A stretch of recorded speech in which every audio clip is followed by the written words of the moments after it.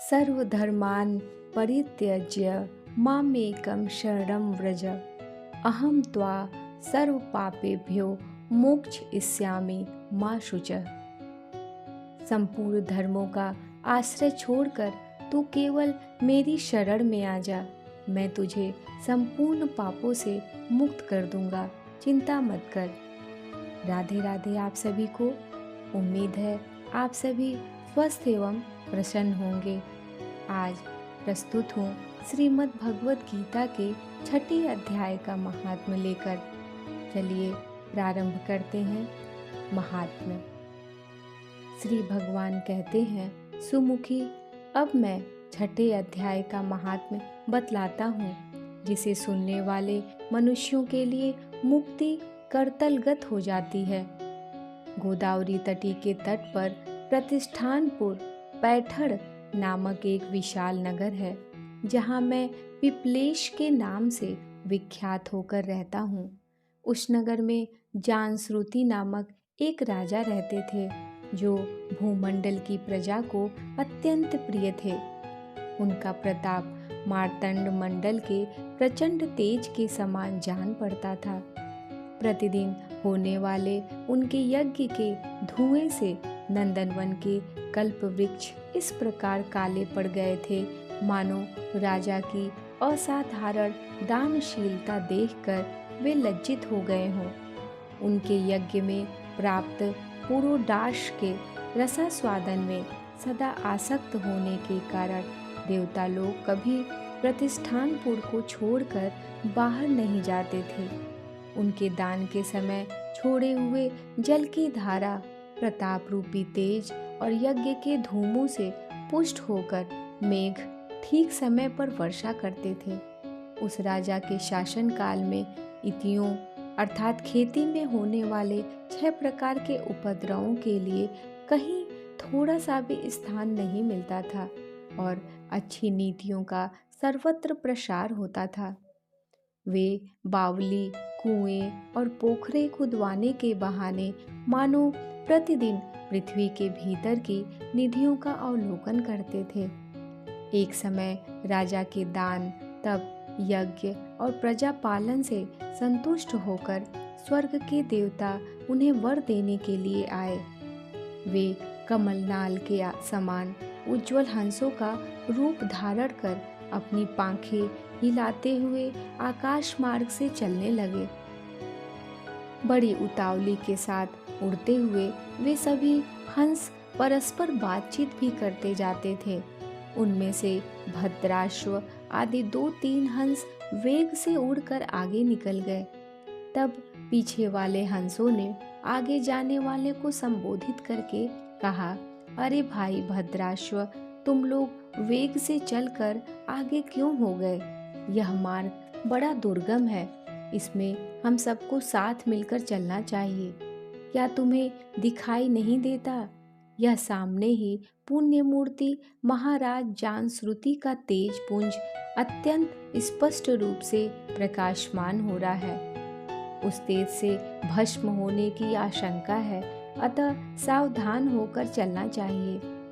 पीछे वाले हंसों के ये वचन सुनकर आगे वाले हंस हंस पड़े और उच्च स्वर से उनकी बातों की अवहेलना करते हुए बोले, अरे भाई, क्या इस राजा जानश्रुति का तेज ब्रह्मवादी महात्मा रैक के तेज से भी अधिक तीव्र है? हंसों की ये बातें सुनकर राजा जानश्रुति अपने ऊंचे महल की छत से उतर गए और सुखपूर्वक आसन पर विराजमान हो अपने सारथी को बुलाकर बोले, जाओ महात्मा रैक को यहाँ ले आओ। राजा का यह अमृत के समान वचन सुनकर मह नामक सारथी प्रसन्नता प्रकट करता हुआ नगर से बाहर निकला। सबसे पहले उसने मुक्तिदायिनी काशीपुरी की यात्रा की, जहाँ जगत के स्वामी भगवान विश्वनाथ मनुष्य को उपदेश दिया करते हैं।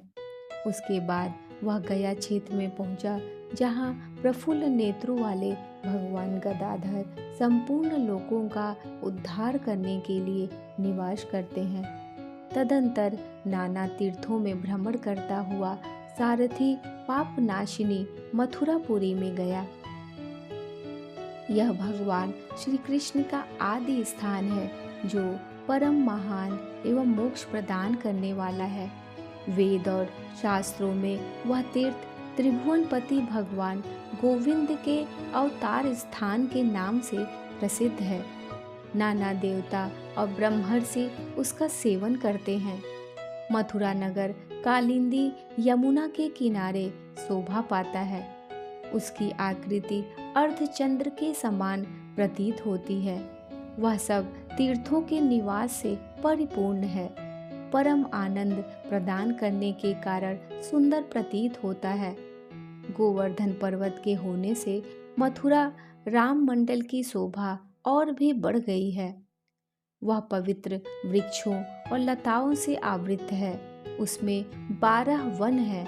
वह परम पुण्यमय तथा सबको विश्राम देने वाले श्रुतियों के सारभूत भगवान श्री कृष्ण की आधार भूमि है। तत्पश्चात मथुरा से पश्चिम और उत्तर दिशा की ओर बहुत दूर तक जाने पर सारथी को काश्मीर नामक नगर दिखाई दिया, जहाँ शंख के समान उज्ज्वल गगनचुंबी महलों की पंक्तियाँ भगवान शंकर के अट्टहास की भांति शोभा पाती हैं, जहाँ ब्राह्मणों के शास्त्रीय आलाप सुनकर मूक मनुष्य भी सुंदर वाणी और पदों का उच्चारण करते हुए देवता के समान हो जाते हैं, जहाँ निरंतर होने वाले यज्ञ धूम से व्याप्त होने के कारण आकाश मंडल मेघों से धुलते रहने पर भी अपनी कालिमा नहीं छोड़ता, जहाँ उपाध्याय के पास आकर छात्र जन्मकालीन अभ्यास से ही संपूर्ण कलाएं स्वतः पढ़ लेते हैं, तथा जहाँ माणिकेश्वर नाम से प्रसिद्ध भगवान चंद्रशेखर देहधारियों को वरदान देने के लिए नित्य निवास करते हैं। काश्मीर के राजा माणिक्य सने दिग्विजय में समस्त राजाओं को जीतकर भगवान शिव का पूजन किया था। तभी से उनका नाम माणिकेश्वर हो गया था।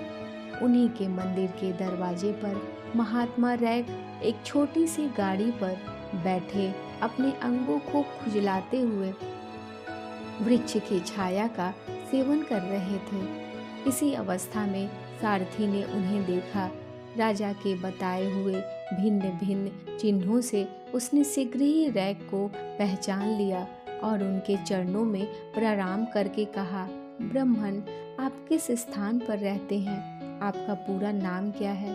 आप तो सदा स्वच्छंद विचरने वाले हैं, फिर यहाँ किस लिए ठहरे हैं?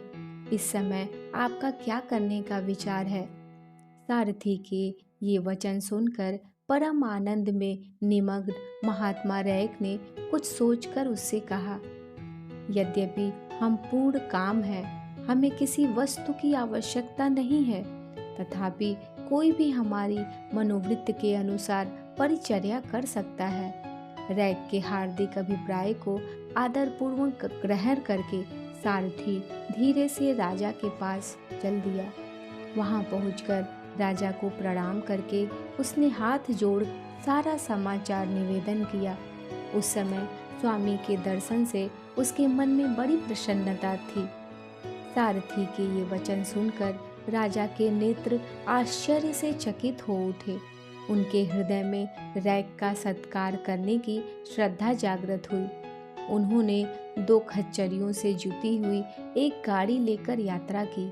साथ ही मोती के हार, अच्छे अच्छे वस्त्र और 1 सहस्र गौवें भी ले ली। काश्मीर मंडल में महात्मा रैक जहाँ रहते थे, उस स्थान पर पहुंचकर राजा ने सारी वस्तुएं उनके आगे निवेदन कर दी और पृथ्वी पर पड़कर साष्टांग प्रणाम किया। महात्मा रैक अत्यंत भक्ति के साथ चरणों में पड़े हुए राजा जानश्रुति पर कुपित हो उठे और बोले, रे शूद्र, तू दुष्ट राजा है, क्या तू मेरा वृतांत नहीं जानता? यह खच्चरियों से जुती हुई अपनी गाड़ी ले जा। ये वस्त्र, ये मोतियों के हार और ये दूध देने वाली गौवें भी स्वयं ही ले जा।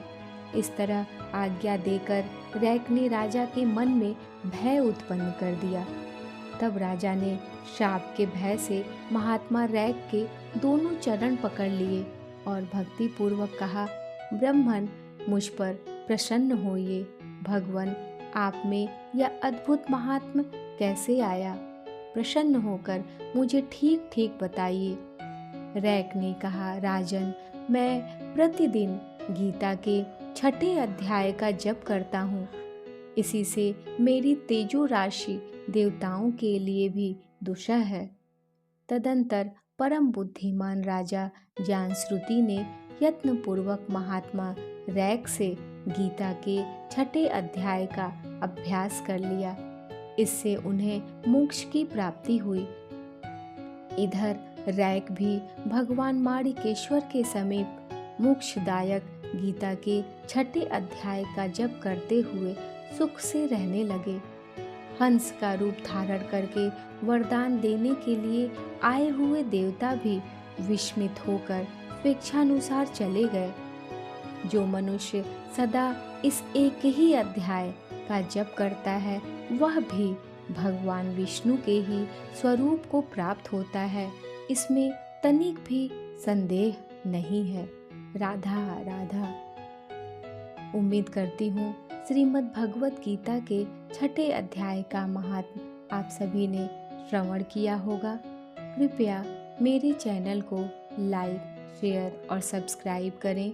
कमेंट ज़रूर करें। मिलती हूँ गीता के 6ठे अध्याय का वाचन लेकर आप सभी को। राधा राधा।